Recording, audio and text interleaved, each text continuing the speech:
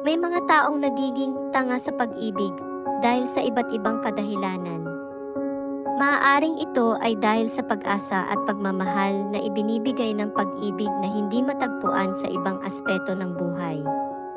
Maaari rin itong dulot ng mababang self-esteem na nagpapadama sa kanila na hindi sila karapat-dapat sa tunay na pagmamahal.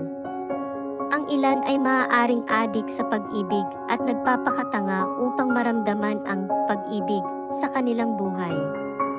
Minsan naman, umaasa sila na ang kanilang pagmamahal at sakripisyo ay magdudulot ng pagbabago. Mahalaga na maunawaan natin na ang pag-ibig ay isang proseso na kailangan ng balanse at pagkakapantay. Dapat nating alagaan at bigyang halaga ang ating sarili sa isang relasyon at magkaroon ng tamang pagtingin sa ating sarili.